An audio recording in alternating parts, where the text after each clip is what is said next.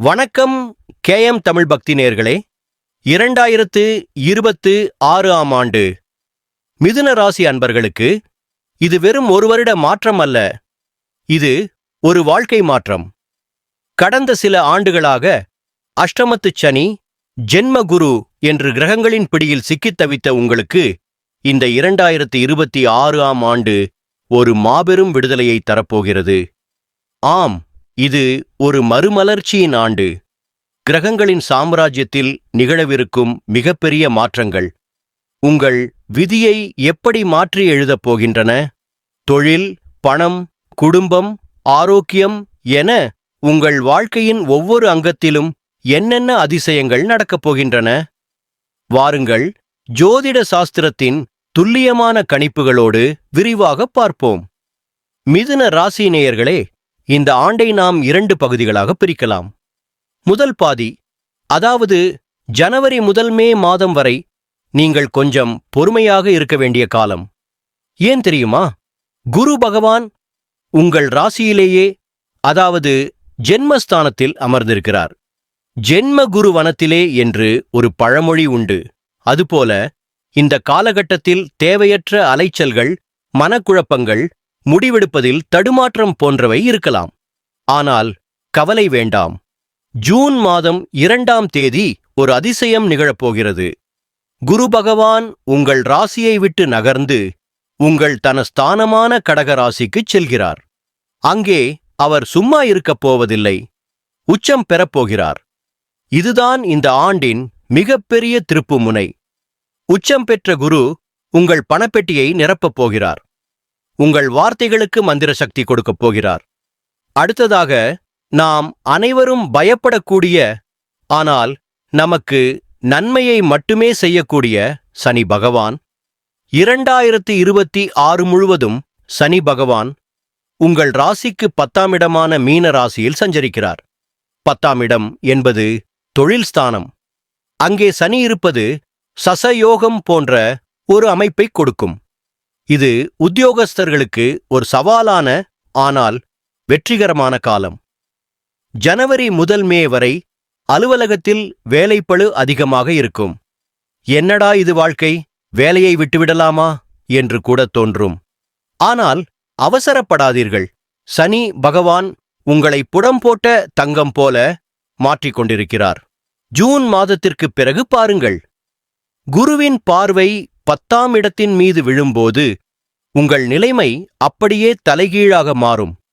உங்களுக்கு கிடைக்க வேண்டிய பதவி உயர்வு, சம்பள உயர்வு, கௌரவம் எல்லாம் உங்களை தேடி வரும். குறிப்பாக இரும்பு, சிமெண்ட், ஆயில் மற்றும் ரியல் எஸ்டேட் தொழிலில் இருப்பவர்களுக்கு இது ஒரு பொற்காலம். வாக்கிய பஞ்சாங்கத்தை பின்பற்றுபவர்களுக்கு மார்ச் மாதம் வரை சனி 9ஆம் இடத்தில் இருப்பதால் அதுவரை தொழிலில் பெரிய மாற்றங்கள் இருக்காது. மார்ச் மாதத்திற்கு பிறகுதான் முழுமையான தொழில் மாற்றங்களை உணர்வீர்கள். இப்பொழுது அனைவரும் ஆவலுடன் எதிர்பார்க்கும் நிதி நிலைமை. மிதுன ராசி அன்பர்களே, தயாராகுங்கள். 2026 இன் 2ஆம் பாதி உங்களுக்கு பணமழை பொழியும் காலமாகும். 2ஆம் இடத்தில் உச்சம் பெற்ற குரு அகண்ட தனயோகத்தை உருவாக்குகிறார். இதன் அர்த்தம் என்ன தெரியுமா? வருமானம் இல்லாதவர்களுக்கு வருமானம் வரும். வருமானம் இருப்பவர்களுக்கு அது பல மடங்காக பெருகும். நீண்ட நாட்களாக விற்க முடியாமல் கிடந்த பூர்வீகச் சொத்துக்கள் நல்ல விலைக்கு விற்கும். பங்குச்சந்தை முதலீடுகள் லாபத்தை தரும். குறிப்பாக கடன் தொல்லையால் அவதிப்பட்டுக் கொண்டிருந்தவர்களுக்கு இந்த ஆண்டு ஒரு விடிவு காலம். கடன்களை அடைத்து நிம்மதி பெருமூச்சு விடுவீர்கள். வங்கி சேமிப்பு உயரும். புதிய வீடு, மனை வாங்கும் யோகம் அக்டோபர், நவம்பர் மாதங்களில் கூடிவரும். குடும்ப வாழ்க்கையை பொறுத்தவரை ஆண்டின் முற்பகுதி சற்று சோதனையானதுதான். ஜென்ம குருவால் கணவன் மனைவிக்கிடையே ஈகோ பிரச்சனைகள், வீண் வாக்குவாதங்கள் வரலாம். உங்கள் பேச்சில் நிதானம் தேவை. வாக்கு ஸ்தானம் பாதிக்கப்படுவதால் நீங்கள் யதார்த்தமாக பேசுவது கூட மற்றவர்களுக்கு தவறாக புரியலாம். ஆனால் ஜூன் மாதத்திற்கு பிறகு குரு குடும்பஸ்தானத்திற்கு வந்து அமர்வதால் குடும்பத்தில் மகிழ்ச்சி பொங்கும். பிரிந்த தம்பதிகள் ஒன்று சேர்வார்கள். திருமணமாகாத மிதுன ராசி இளைஞர்களுக்கு மனதிற்கு பிடித்த வரன் அமையும்.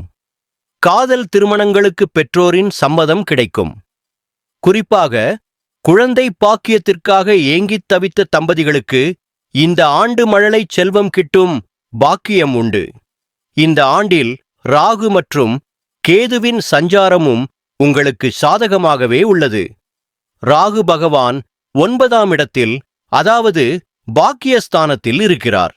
இது வெளிநாட்டு யோகத்தை தரும்.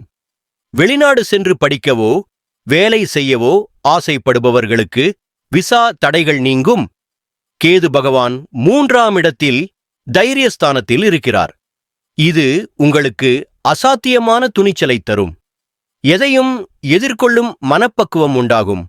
ஆனால் ஆண்டின் இறுதியில் டிசம்பர் மாதம் ராகு 8ஆம் இடத்திற்கும் கேது 2ஆம் இடத்திற்கும் மாறுகிறார்கள். அது மட்டும் சற்று எச்சரிக்கையாக இருக்க வேண்டிய காலம். அப்பொழுது பேச்சிலும் பயணங்களிலும் கவனம் தேவை. 2026 பிப்ரவரி மற்றும் மார்ச் மாதங்களில் ஒரு அதிசய நிகழ்வு வானில் நடக்கப் போகிறது. கும்ப ராசியில், அதாவது உங்கள் ராசிக்கு 9ஆம் இடத்தில் சூரியன், செவ்வாய், புதன், சுக்கிரன், ராகு ஆகிய 5 கிரகங்களும் ஒன்றாகச் சேருகின்றன. இது ஒரு பஞ்ச கிரக யோகம். இந்த காலகட்டத்தில் திடீர் அதிர்ஷ்டங்கள் உண்டாகலாம். ஆன்மீகத்தில் ஈடுபாடு அதிகரிக்கும்.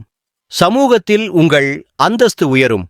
ஆனால் தந்தையின் உடல்நிலையில் அதிக கவனம் தேவைப்படும். இப்போது நட்சத்திர வாரியாக சுருக்கமாக பார்ப்போம். மிருகசீரிடம் ரியல் எஸ்டேட் யோகம் அதிகம். சகோதரர்களின் உதவி உண்டு. இரத்த அழுத்தம் மற்றும் உஷ்ணத்தில் கவனம். திருவாதிரை திடீர் அதிர்ஷ்டங்கள். ஆன்மீக பயணம், ஷேர் மார்க்கெட் லாபம். புனர்பூசம் ராஜயோக காலம். நினைத்தது நடக்கும். ஜூன் பிறகு வாழ்க்கை தரம் உயரும். ஜனவரி பிப்ரவரி மாதங்களில் பொறுமை அவசியம். செலவுகள் கூடும். மார்ச் மாதத்தில் அதிர்ஷ்டம் நுழையும். ஏப்ரல் மே மாதங்களில் மன அழுத்தம் குறையும். ஜூன் மாதத்தில் திருப்புமுனை ஏற்பட்டு குரு அருள் தொடங்கும். ஜூலை முதல் செப்டம்பர் வரை தொழில் வளர்ச்சி மற்றும் திருமண யோகம் உள்ளது. அக்டோபர் நவம்பரில் சொத்து சேர்க்கையும் ஆன்மீக உயர்வும் கிடைக்கும். டிசம்பர் மாதத்தில் மட்டும் சிறிது கவனமாக இருக்க வேண்டியது அவசியம். இப்போது பரிகாரங்கள். விஷ்ணு வழிபாடு. புதன்கிழமை பெருமாள் கோவிலில் துளசி அர்ச்சனை. குரு வழிபாடு. வியாழன் தட்சிணாமூர்த்திக்கு கொண்டை கடலை மாலை. சனி பரிகாரம். சனிக்கிழமை காகத்திற்கு எள் சாதம். மிதுன ராசி அன்பர்களே, 2026ஆம் ஆண்டு உங்களுக்கான வெற்றி ஆண்டு. நீண்ட நாட்களாக தாங்கிய சோதனைகளுக்கு ஒரு முடிவு. சாதனை செய்ய இது சரியான காலம். வாய்ப்புகளை பயன்படுத்திக் கொள்ளுங்கள். உயருங்கள். வாழ்த்துக்கள்.